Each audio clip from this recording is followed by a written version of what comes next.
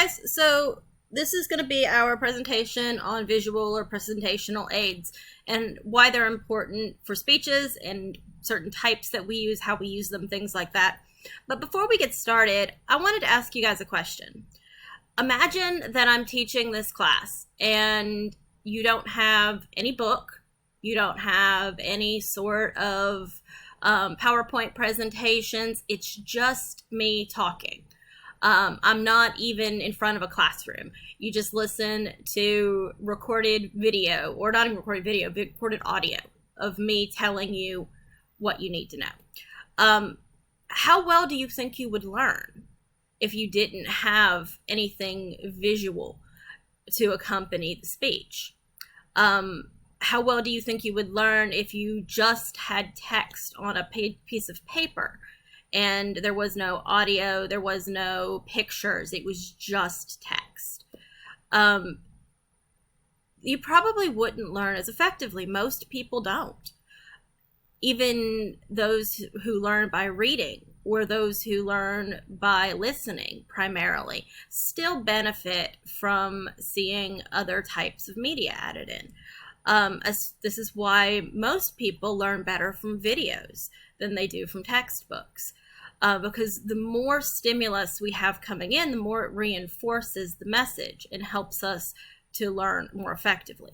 So presentational aids are really important in speeches and in teaching, and they really can help you to get your message across better, and more importantly, they can help your audience to remember it. So let's start by talking about what do I mean by presentational aids. And I'm using the term presentational aids here because I'm not just talking about visual aids, although that will be primarily what we're talking about since we're referring to speech. Generally the audio component is going to be spoken. So presentational aids are any sensory material that is used to enhance a verbal message. These can be audio, visual, they can be a combination of audio, visual, such as videos, or anything that appeals to the senses. So let's say you were giving a presentation on America and you brought in apple pie. And you ask the audience to smell the smell of apple pie and think about what it meant to them. That would also be a type of presentational aid. So what are some of the benefits of the presentational aids? I've talked about this a little bit. They create interest. They make it so that your audience has something to latch onto. They help your audiences understand what you're saying and remember it. And they help to address different learning styles because we all learn in different ways, right? Like I don't talk about it much in this class, but there's something called multiple intelligence theory that says that we process information and we learn and apply it in different ways as individuals. Some people learn through, say, music. Some people learn through visual stuff. My brother and I both went to the School of Fine Arts in Birmingham, and he was a dance major and I was a creative writing major. And for me, my entire world has always been words. My thoughts are in words. I literally can't imagine what it would be like to think without words. And like my thoughts are basically subtitled. But for him, the entire world can be understood in movement or the absence of movement. What stage of moving are you in? I have another friend who correlates everything to music, how the rhythm, the sounds. He understands the world basically through music theory. And others who I knew people who understood it through lines and who understood it through shapes and color and visual composition. And all of those are beneficial ways to learn. Presentational aids help us to cater our message to people whose brains maybe don't work the same way as ours. And so they can be incredibly beneficial for addressing different learning styles. So here is something from online to just kind of reinforce this message. I like to use things from online when I can so that, it's not just me, it's not just the book. This is, information that's out there and is generally accepted. So the main reason to use these aids is it makes verbal messages more concrete. They add more variety to your speech. They reduce public speaking anxiety because you can rely on what someone else has done, or you can rely on this picture. It's not just you and your words.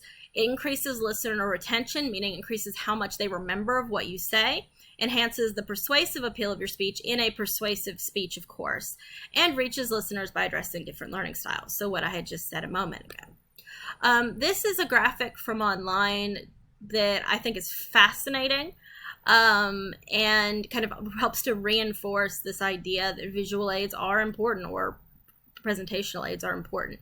People only remember about 10% of what they hear. So if you're sitting in a class and your professor only lectures, and you will come out of it and you only remember maybe a tenth of what he said, you're not alone. That's actually 90% of people. So, you know, that's a problem in how we teach a lot.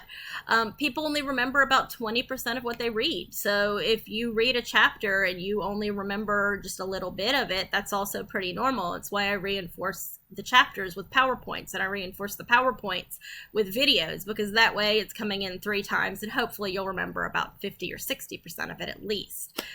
They remember 80% of what they see. So if you add a visual aid, they're 8 times more likely to remember your speech than if it was just what you said. And visual data is processed 60,000 times faster than textual data by your brain. So that means that if it's the whole saying, a picture is worth 1,000 words, well, actually a picture is, as far as processing times, worth about 60,000 words. So it can definitely help to make information easier to understand, easier to retain, and easier to remember.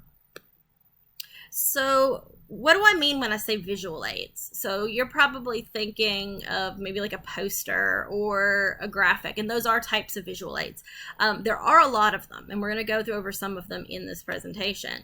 So actual objects are a type of visual aid. You might remember when you were a kid doing show and tell and you brought in your favorite toy or something that involved a memory.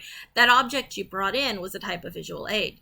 Models, so if you've constructed a model to scale, that is a type of visual aid. So we're drawings and diagrams, maps, and charts, and all of these are good at conveying different types of information or showing different things to an audience.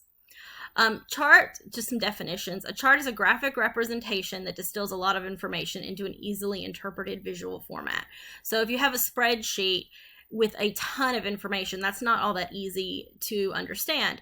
And it's not in a format that your brain is going to quickly understand either.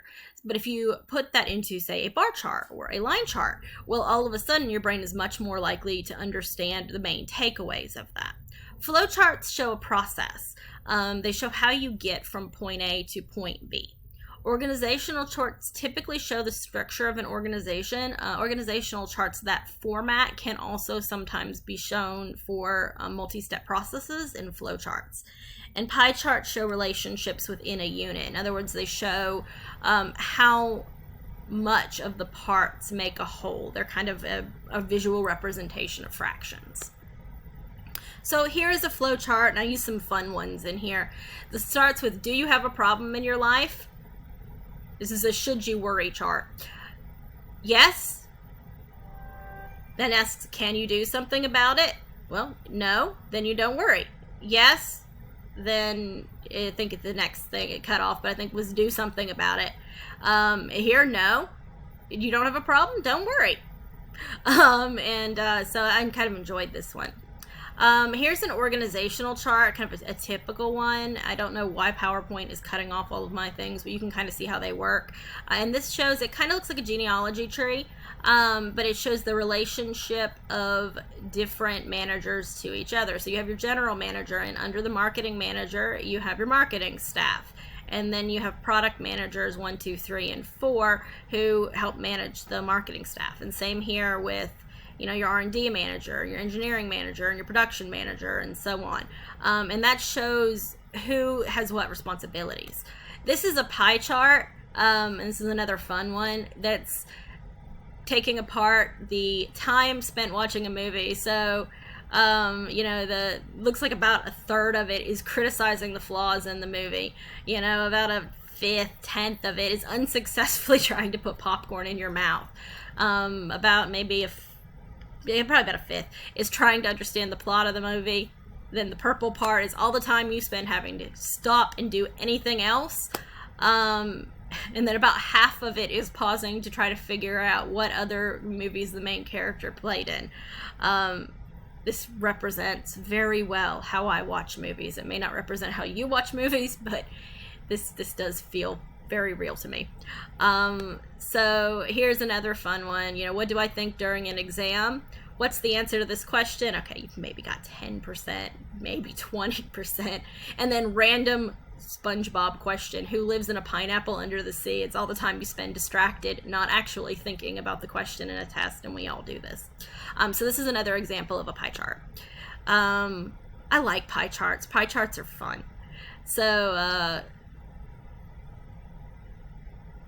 what you actually achieve when you're trying to get something done. Well, you spend a lot of time refreshing your Facebook page, trying to focus on deadlines, pretending to be on an important call so you don't have to do it, half-written to-do lists, looking out the window, fighting. Notice that none of these actually involve achieving the task.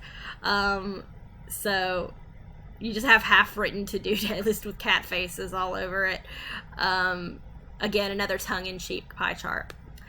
So graphs present numerical information in a visual form, and the book talks about two different kinds, although there are others. Bar graphs show relationships between variables, and line graphs indicate trends or changes over time. So here are some examples of bar graphs and what these kind of look, mostly bar graphs. Pictograms are sort of a different kind of bar graph, but some different ways that you can present information to add visual interest. And which bar graph you use kind of depends on the information that you have and what you're trying to convey. So here, present children with certain problems by disorder group. So you have no disorder, ADHD alone, and ADHD, as well as a compliance disorder and oppositional defiant disorder. And then you have their level of performance in school. So you can see that students with ADHD alone or a comorbid condition perform below average a lot more than no disorder.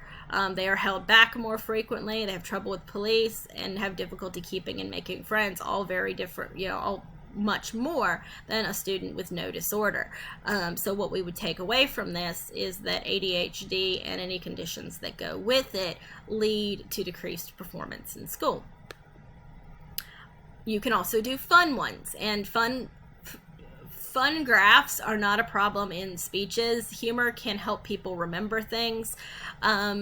It can add a little bit of levity. You just want to make sure it's appropriate to the tone. So things that can put your life in danger: degree of threat to life and the action involved. Jumping into a river of piranhas, meh. Pulling on a lion's tail, yeah. Telling people Game of Thrones spoilers, yeah, you're probably gonna die. This is, again, kind of a fun one. Sense of urgency to get out of bed. Alarm clock, snooze alarm, one's the line graph. No real urgency with the alarm clock. A little bit with first alarm, second alarm, third alarm. About the same, not really much. Cat about to barf, immediately get out of bed. And this shows a trend over time. Again, it's another kind of tongue-in-cheek one. Confidence level for before a test. So in range of McDonald's to heck yeah. So 2 weeks, you know nothing. 1 week, you're studying, you know something. 4 days, know something. Right before the test, oh, you got it. And right after the test, you have absolutely no confidence level whatsoever. So this shows a trend in confidence. And again, it's a tongue-in-cheek one. I like tongue-in-cheek graphs. Okay, so we're going to stop here for this part of the presentation, and I will come back with audio, audiovisual, and other types of aids in just a moment.